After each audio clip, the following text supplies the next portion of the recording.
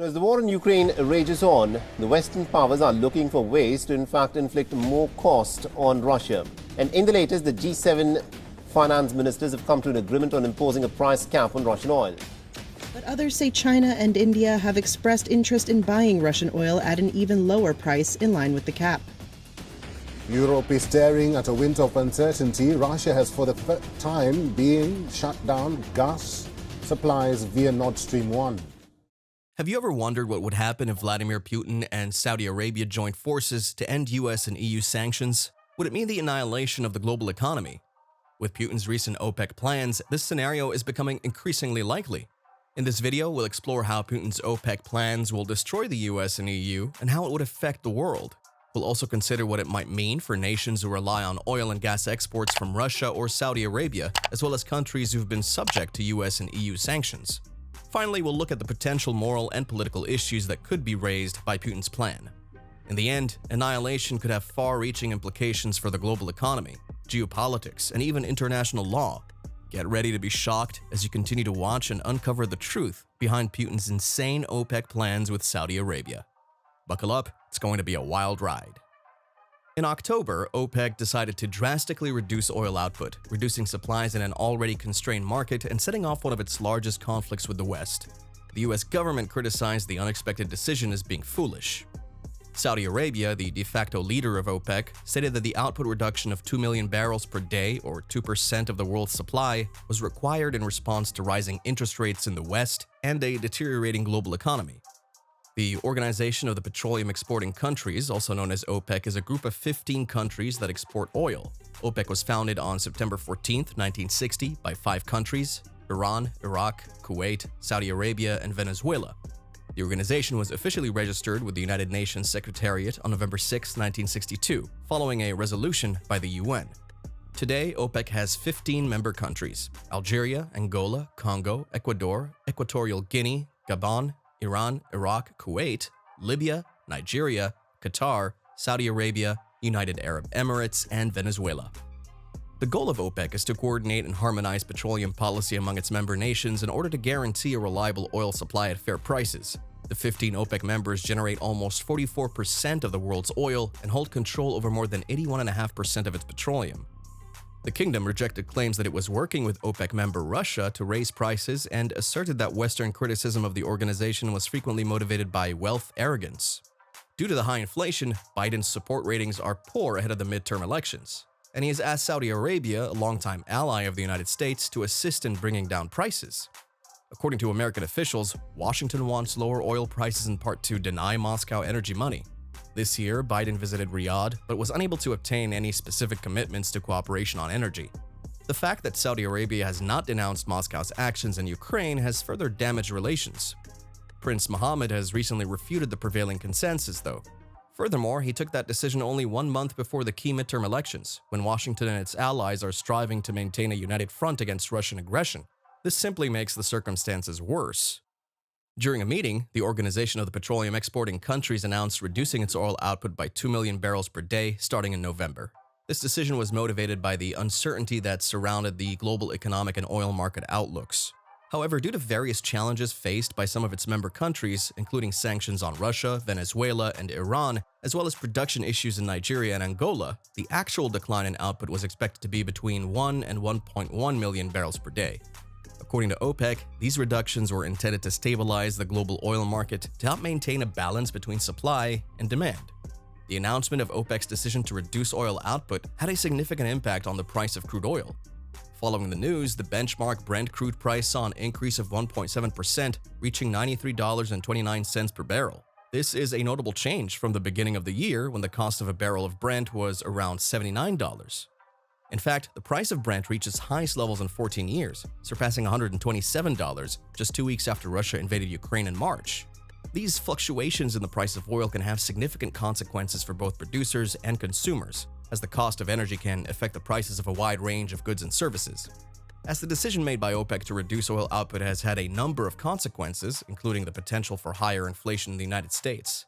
During the winter season, there is typically an increase in the demand for oil and gas as they're used for heating homes and businesses. With a decrease in the supply of these resources, the prices may increase, leading to higher costs for consumers and potentially contributing to inflation. In an interview, President Biden threatened consequences for the decision made by OPEC to reduce oil output. Additionally, U.S. Democrats have warned Saudi Arabia that if it does not change its policy, it will push for a one-year freeze on all military sales to the country. These statements suggest that there may be repercussions for OPEC's decision, which has the potential to impact the global oil market and the countries involved. However, after the OPEC partnership of OPEC and non-OPEC oil producers resolved to maintain supply into the new year, global oil prices fell to their lowest point in 2022. The decrease occurred on December 5th, even as a G7 price cap and an EU embargo on Russian seaborne oil shipments went into effect. In an effort to limit Russia's capacity to finance its conflict in Ukraine and improve consumer protection in the face of rising energy costs, the group of 7 affluent nations agreed on a plan to establish a price-capping system on Russian oil exports. Instead of being motivated by worries about the supply of oil, the downward movement was a response to indications of lower oil demand. Oil prices decreased by more than $50 per barrel by the end of the week, from a near-high record of almost $130 per barrel in March. By the way, if you're not subscribed to the BizStudied YouTube channel, you need to subscribe now before the end of the year. We want to get to 50,000 subscribers, so please hit that subscribe button so we reach our goal and reach many more people. Now back to the video. The EU embargo covers imports of Russian goods by sea, but doesn't include oil shipped to Europe through the pipeline, which made up a smaller portion of all exports to Europe prior to the conflict in Ukraine. In a joint statement, the finance ministers of the G7 countries acknowledged that the European Union requires unanimity among its 27 member states. The G7 statement also stated that the effectiveness and effects of the price cap would be continuously examined and reviewed as needed. The United States, Canada, France, Germany, Italy, and the United Kingdom and Japan make up the G7. Since the beginning of the Ukraine conflict, the United States, the United Kingdom, and a few European allies have all enacted voluntary prohibitions on the importing of Russian oil. No EU nation will be able to import Russian seaborne oil after December 5th, not even under the price cap plan. According to analysts, this will result in a 90% decrease in Russian oil exports to Europe. However, even the US, the Energy Information Agency, believes that the embargo is causing crude oil to be diverted to other markets. Washington backed the price cap fiercely, but it took weeks of difficult discussions with the EU to settle on a final price, which was established at $60 per barrel. Several EU members, including Poland, lobbied for a lower ceiling, while Greece, Malta, and Cyprus favored a greater ceiling to safeguard their maritime sectors.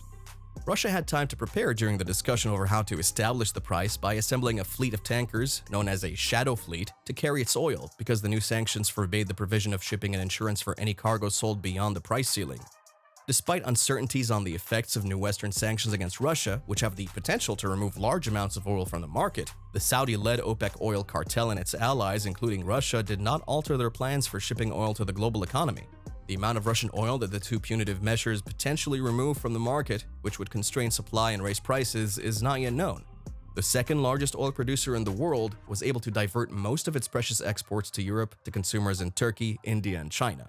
The price cap's effects are also uncertain because Russia has stated that it may simply stop delivering goods to nations that adhere to the cap. But it is also possible that some shipments will find a method to get around the cap. Oil prices have been declining since midsummer highs due to the faltering global economy. Worldwide benchmark Brent closed Friday at $85.42 per barrel, down from $98 1 month earlier. As a result, petrol prices have decreased for motorists both domestically and internationally. According to the Motoring Club Federation, or AAA, the national average gas price for American drivers has dropped recently to $3.41 per gallon. The price cap permits shipping and insurance companies to transfer Russian oil to non-Western countries at or below that threshold in order to prevent a rapid loss of Russian crude. The majority of the world's tanker fleet is insured by G7 or EU-based insurance companies. As Iran and Venezuela have done, Russia would probably try to get around the cap by setting up its own insurance and employing the world's murky fleet of off-the-books tankers. But analysts say that would be expensive and time-consuming. The market's reaction to the OPEC decision and the price ceiling thus far suggests anxiety over declining oil needs, notably from China in light of the zero-COVID policy, which has caused an economic slowdown in the world's top oil consumer. A market clearly suffering from the effects of the Ukraine conflict was made even more unpredictable by the sanctions imposed, which are the latest in a series of harsh Western economic and energy steps. The OPEC oil ministers, led by Saudi Arabia, could either maintain current production levels or reduce output once further in the face of these market concerns in order to prevent additional price declines. As a result of low pricing, producing countries' governments receive less money. Moreover, in an effort to limit Russia's access to funding, several Western nations have implemented a series of economic measures. For example, the United States has prohibited Russia from making debt payments using foreign currency held in American banks. Additionally, several major Russian banks have been removed from the SWIFT international financial messaging system, which has disrupted and delayed payments for Russia's oil and gas exports. The United Kingdom has also taken action by excluding certain Russian banks from its financial system, freezing the assets of all Russian banks, prohibiting Russian firms from borrowing money, and imposing limits on deposits that Russians can make at UK banks. These actions are designed to exert financial pressure on Russia in response to its actions on the global stage. The conclusion of the ongoing dispute between Russia and the United States regarding OPEC and Saudi Arabia's involvement seems to be far from over. With Russia's plans for an independent oil cartel, it's clear that their intentions are to take back control of the global energy market. On the other hand, US and EU sanctions have sought to contain Russian power. The US and EU have used economic sanctions to put pressure on Russia in order to force them to comply with international laws. As the two sides continue to clash, it's unclear who will be the ultimate victor of this battle between Russia and the United States. Ultimately, however, only time will tell how this geopolitical conflict will play out and which side will ultimately emerge victorious. Only then will we know who will win the battle of annihilation. The world is watching with bated breath to see who emerges victorious in this battle for supremacy. This brings us to the end of the video. Hope this video helped you understand the power of the market in international trade and how it can be used to increase the economic well-being of a nation.